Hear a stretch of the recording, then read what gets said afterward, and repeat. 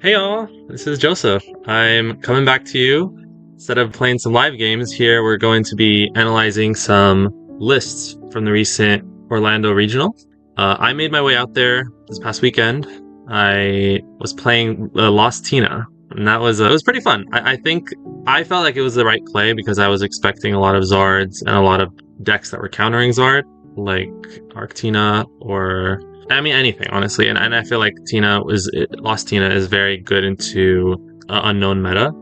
And overall, it was it was a fun experience. Within my first four matches, I hit Aiden Koos playing Ancient Box and Tord playing his Charizard.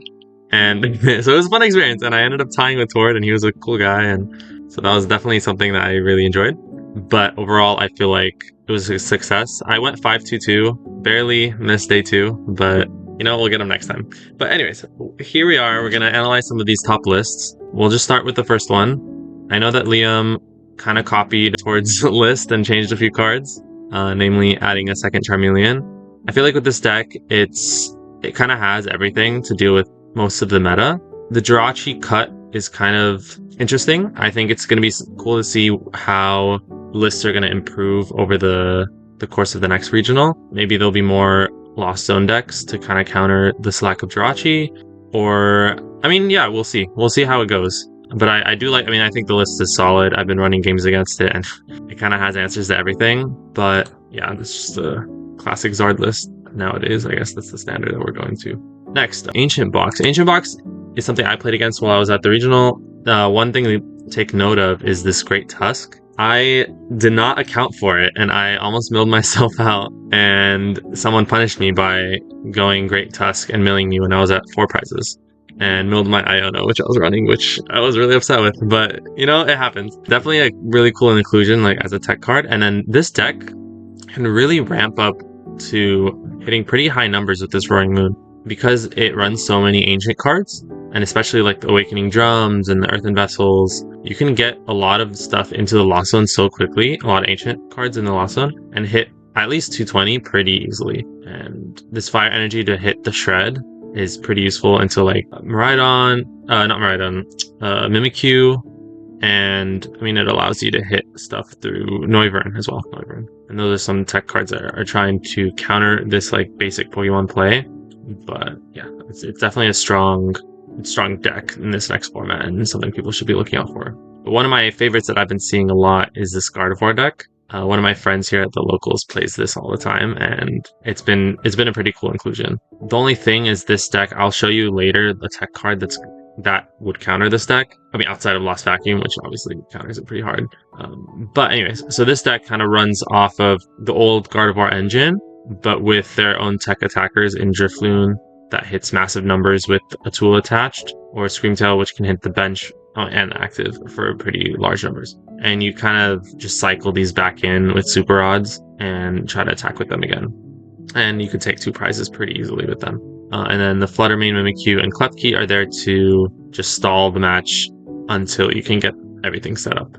I think this deck struggles to decks that can easily, go bypass these stall tactics, and also decks that run more than one copy of Lost Vacuum, or the main tech one that I was about to talk about is the Lost City. If you can Lost City, they'll Drifloon to the Screamtail, and so they can't super out it back, makes it a little harder. And also like dark decks, single prize dark decks, such as like the Moons, can deal with the Guard EX pretty easily without having to go down in prizes. So that's also another strategy to counter this. Another one I wanted to talk about. So I like how diverse the Orlando Regional has been. Yes, there is 22% of Zard, but you don't see it fully. There's not that many Zards in top 16. So there's only what, 1, 2, 3, 4? 4? That's only like, 1/4 is still a lot, but overall, there's still a lot of valuable or viable options. One of my favorites, actually. I'm not the biggest fan of Chien-Pao, and I feel like most of the lists are pretty standard nowadays, so I won't talk about it too much. But I think the big ones are the Silene, to bring back the Prime Catchers and the rare candies if you need it in a pinch. I've seen some lists run Arctibax to kind of counter Devolution, and this runs the hands, which I think is fairly standard at this point. And the Canson Clone to kind of counter those Mana Feast strategies. But besides that, it's pretty standard list, and it's a good deck. It's not fully my playstyle, so can't talk about it too much. I'm just gonna skip over the Zard build. I'll go to the Moon Dunsparce. This is one of my favorite decks. I practiced this a lot going into Orlando. I was actually going to play this deck, and then I don't know, I wasn't feeling too confident playing it in person, but overall I think it still is really strong and has almost an unlosable Sol matchup, as long as you can get the Radiant Greninja away from any sort of Ericas or Mantine. But besides that, it's really strong because the Dunsparce kind of cycles themselves back in, and you can't really get your support engine stalled. And I mean, as we talked about, Moon can ramp up damage super fast and hits for weakness into some of the meta stuff, such as the crowns you'll see in future hands and the Gardevoirs. So, and then this Moon EX kind of deals with a lot of bulkier attackers, such as the Charizards. And the Charizards are not running the Mist Energy currently, but if they are, there's one attack, the Tebosino. But I don't know, it's a little hard. I think the deck is strong because you thin your deck so much with the Dunsparces and all the draws that, especially the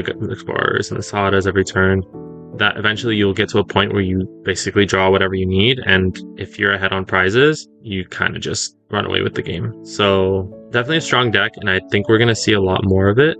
The list is interesting. So I like the Penny. I was also playing around with a Thornton. Now that's a cool tech inclusion, I think. So you could cycle back a Dunsparce and evolve it immediately, or you can bring back a Moon and snipe someone and not prep it. So you can just put 3 energy on the baby Moon and just put in the big Moon and swing with it. There's a lot of cool options, but the Penny is pretty strong to deal with a lot of those like small one prizers that are trying to just attack and then wait one more turn and then swing in. So basically cycle back the Moon, or to get rid of any liabilities such as a Greninja per stall.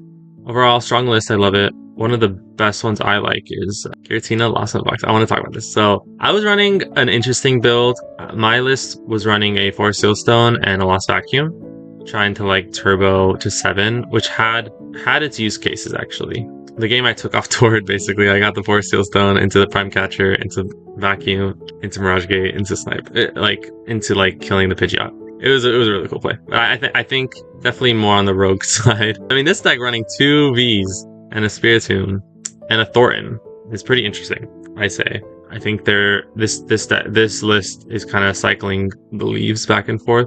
But the only thing is, in my experience with regionals also, is sometimes over-teching for a certain matchup might not always be the play. I mean, think about it. Like, Zard was 22% of the meta, and in my 9 matches, I only played 1 Zard. And so Leaves, for the most part, was a dead card. And if I ran Spiritomb, it would have 100% been a dead card, except against the 1 Zard person I played. And so, and even Tord, when I played against him, I think he thought I had Spiritomb, and I didn't run it. And so he didn't bench a Rotom or a Luminion. So I think it's interesting to see how this deck will evolve over the course of the next event. I think it's going to be very much anti-Zard, and I think that, I don't know, I'm interested to see if people will start running multiple Sableyes to counter the lack of Jirachi, and maybe a more turbo build with the Vacuums, maybe 2 Vacuums. But I don't know, the deck's already kind of clunky, so we'll see what happens. I might play it again. I'm still deciding. I feel like the deck can be interesting, let's just say that. I didn't brick too bad, actually. I didn't really have any unwinnable games, so there's that at least. Let's take a look at, I want to take a look at a Lugia list. That's one of my favorites. Definitely my favorite deck. Well, not my favorite deck, but definitely my favorite Pokemon of all time. This list, I actually started playing around with currently. It's pretty strong. I like the 2 Luminion, and I like the 2 Serena. The only problem, I think, is the lack of bosses. Having only 2 is pretty hard because there's a lot of times where you're going to have to discard. Like your researches, like with research, and you'd have to discard a boss, and sometimes you need it. I think especially in the Charizard matchup, you need a turn where you can just boss up the Pidgeot and hit it with 4 energy. It doesn't always happen as cleanly as you like, but I guess having the extra Serena guarantees a setup a lot more often. I don't know. It's definitely something. Just playing around with the list, it's gonna be interesting. We could look at some other lists, actually. I wanted to see 34th. Let me see. This one runs 3 research, which I was actually playing around with. 3 research, 3 boss, 3 Iono. I actually kind of like this, but it is, and 3 great ball. It can be a little bit bricky as well with the 1 Luminion, because sometimes you want a Luminion for boss late game, but also Luminion for Jacques. And yeah, I don't know. I think it needs some testing. but I think this list is also pretty good and pretty standard. Just having just additional draw with Iono and cycling your energies back in. I've had times where like you need the Iono late game to cycle the energy back in to then use Archeops. So I think lists will adapt and change over the course of regionals, and we'll see.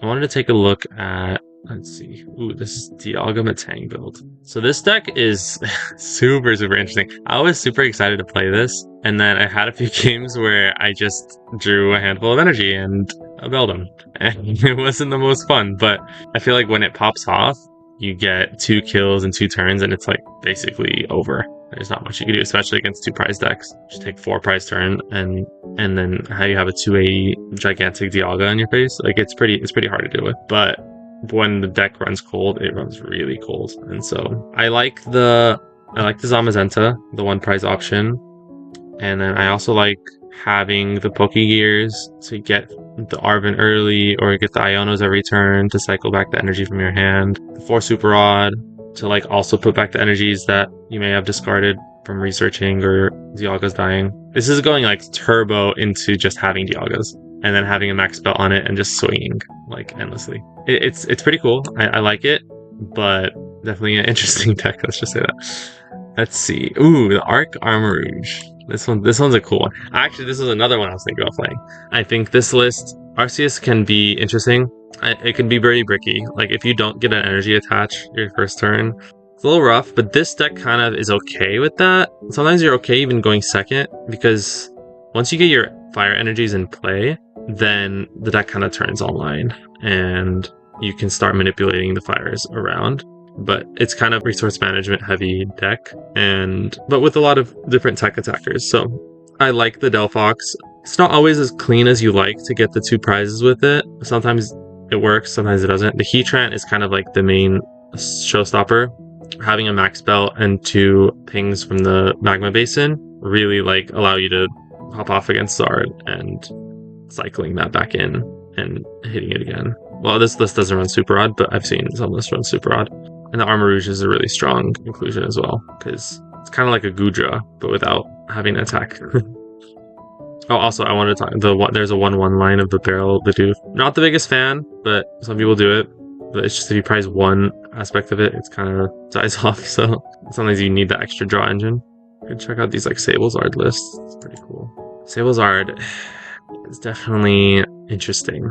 I used to enjoy playing Sablezard last format. I think it's interesting with the double vacuum. I don't know. I think this is something that'll catch people off guard, especially the Crisis Punch and all these like different options that you have. I think actually, I mean, this is a really solid play, and the Snorlax too, because Snorlax helps you deal with the ancient boxes of the day, and then the Cram and the Sableye. I mean, I think they should tech a Devolution in here, honestly. But outside of that, I think it's a really strong build, and we might see more of these. Let's check out another list of this. Actually, I want to kind of compare. This one, honestly, is pretty similar. It runs the Sealstone. I mean, oh no, actually not similar at all. It has the Raikou, Cobalion for the Zard. This one's a little bit more teched out. Honestly, I don't know if I mind a 2 Sableye Radiant Zard. Let me see this one. I think this is more of a Lost Box. Ooh, the Groudon. I guess this is for like the Arceus builds. I don't know. 3 energy though is a lot, and discarding 4. But I mean, it could be a pretty gigantic knockout. What, 60 damage times 4? Single prizer killing any 2 prizes, EX or V basics. I mean, it's not that bad actually, because most of your other things can't really deal with like a 240 Iron Boulder or 240 Raging Bolt. So it could be interesting. Let's see. Actually, because I ran into 2 Raging Bolt and 2 Chenpao lists while I was at Orlando. So you never know. Sometimes you don't never know what you're gonna get your first day. So you kind of have to have options for everything. And I like Lost Zone decks that have options into anything. Let me look at these Sablezard lists from down here. This is I think we checked this one out already. Ooh, this one has a Minior. And then, yeah, this Temple of Sinnoh with the 1 vacuum, the 2 Sableye.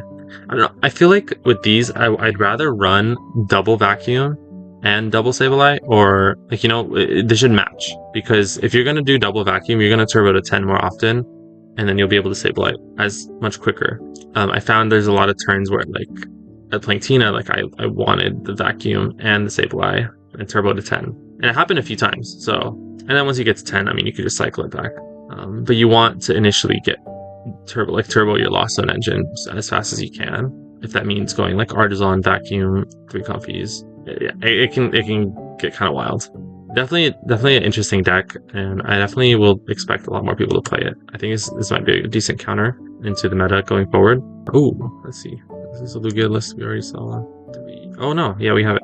1 Serena, 3 Boss, 2 Iona. Oh, this is this is a greedy build. Ooh, 3 Lugias, and this is what, like 4? Oh, 4 Great Ball. I don't know if I like it. Great Ball can be hit or miss at this point, because sometimes like you'll Great Ball and you just will whiff every single time, and it just feels so awful. Sometimes you'd rather just use a supporter and just go through with it. But Serenas can also be pretty bricky, so I like it, but I also don't like it.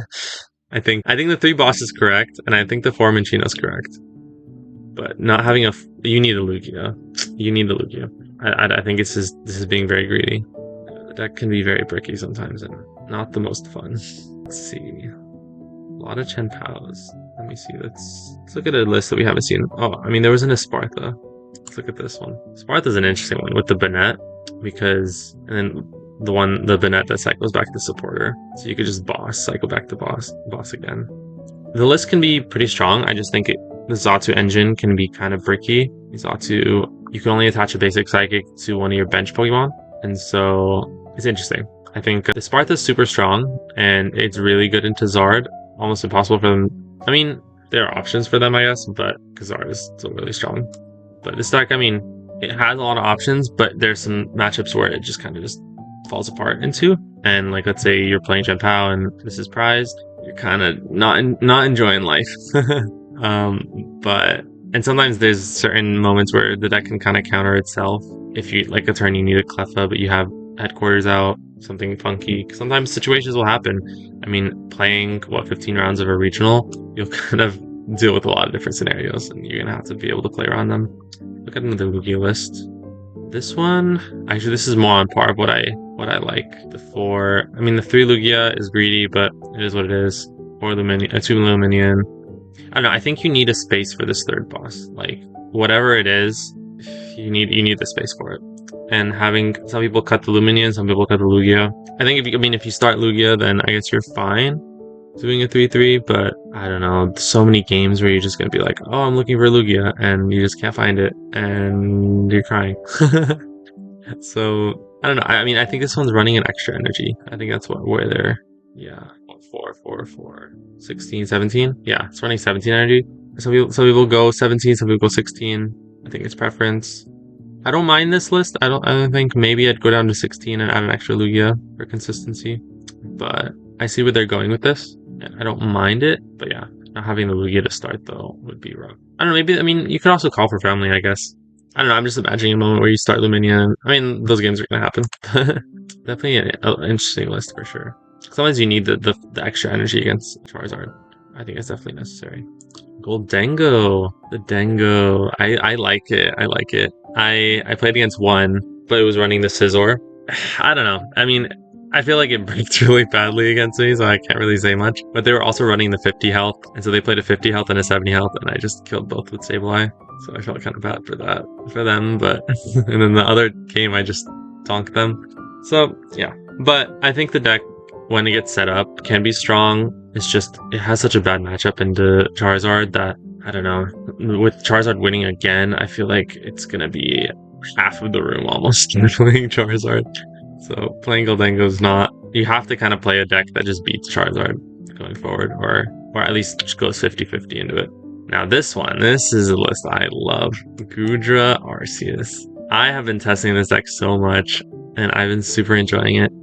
The deck, I don't know. I feel like sometimes you need to get lucky with your Aries and your Devos, or else you're kind of just too slow because you have to double hit everything, and then a lot of decks can just counter catch or boss you. It does take up a lot of resources, and you can just charge up another Goodra, but I don't know. It's interesting. I like the Mist Energy to stop like the Moon builds and the Giratinas. And then the headquarters, I would actually swap to I don't know, I'm running a 1-1 headquarters in Lost City, but just to stop the Gardevoirs, because I feel like there's going to be a lot more. I might even run 2 Lost Cities. We'll see. I think they're super strong into Gardevoir, which I'm expecting a lot. And Ancient Box, actually. A Miraidon, actually. Let's look at this one.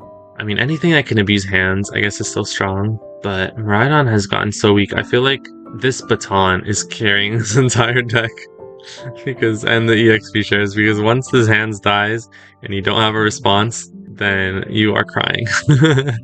Then you just are attach passing or just trying to generator for something. And if any deck can just go 3 prize, like the turbo hands, you're just like, all right. But I mean, sometimes it's gonna work, and sometimes you're gonna go against a Lost Zone deck and you're gonna get 2 prizes every turn and just win. So it's interesting. Very bold play. I mean, he made day 2, so good job to him. We could look at stall. There's some stall lists here. I love the Sandshrew.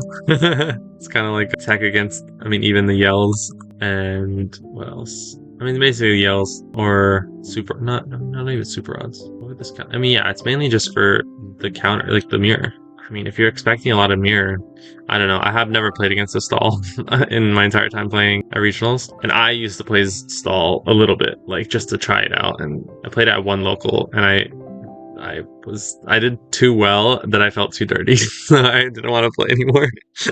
It's definitely an interesting tactic, and I think it's definitely strong. I don't like the pure Snorlax. I like the control over it, because I feel like you're kind of at mercy of Rotom, and if Spiritom's out, you're just kind of sad.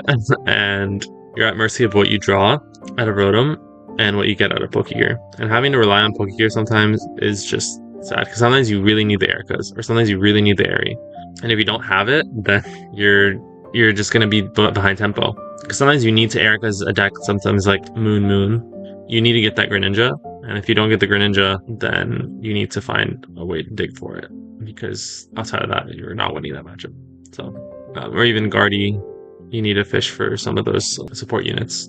Some of those blue units you need to kill. Ooh, actually, I want to look at this. The Lost Zone Gudra.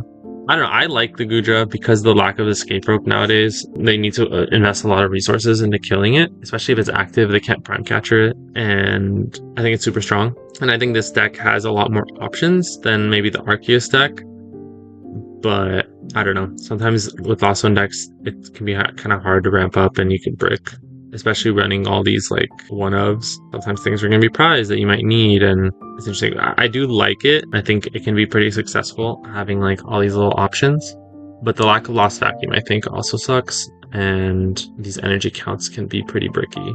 Having only 2 of like 2 Psychic, 2 Mist, only 3, you know, sometimes you're going to have things prized and it's going to be really awkward. But this is definitely something I'm going to play around with. This looks pretty cool. It plays a lot like, I guess, Tina, but without the gigantic damage potential, but more on the having things that they can't really kill. And Charizard actually has a hard time killing Gudra. You can't ever one-shot it unless they double gust, and then you can just charge another one. So this is something I don't know. I've seen some people wanting to play it, so you might see this. Let's see, and no, this one also Arc picks. This one's I love this deck also. It's pretty troll.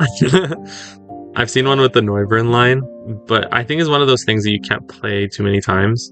If it gets too popular, people will have a tech for it, and then your deck is just kind of useless if they have like a solid tech for it. Like if Charizard start playing Gouging Fire and they just one-shot your Vulpix, and then they just cycle it back in and do it again. But I mean, and Lugia has a really easy time beating this deck too. I don't know. We'll have to see how the evolution of these anti-meta decks go. I think maybe we'll just look at one more list before we'll head out. Ooh, we could look at this Raging Bolt Lost Zone. I played against this deck actually in my round 9, and I thought it was a super cool idea. He was playing it with the Palkia line, but this one is like going more on the techs with the hands and the shocks. I think since you're already playing Lightning, I think this is a really fine inclusion. Honestly, sometimes you could even just go full into the Bolt and cut the Sableye line, even though Sableye is super strong. And the Greninja line, I don't know. I mean, it's nice to have the option, but realistically, this Greninja line is not going to happen that often, especially when you need it. So myself, I probably cut the waters and maybe just go heavier on like the energy counts. Because sometimes you just need the energy attached from hand. And then I think the biggest issue with this deck is that you can only do 1 support or turn. Sometimes you want to do multiple of these. You want to Sada and then Roxanne them. It's not possible. So it can be kind of a bricky in that way. And that's kind of what happened in my last match. He needed Asada and Roxanne to win, and yeah, he couldn't do either.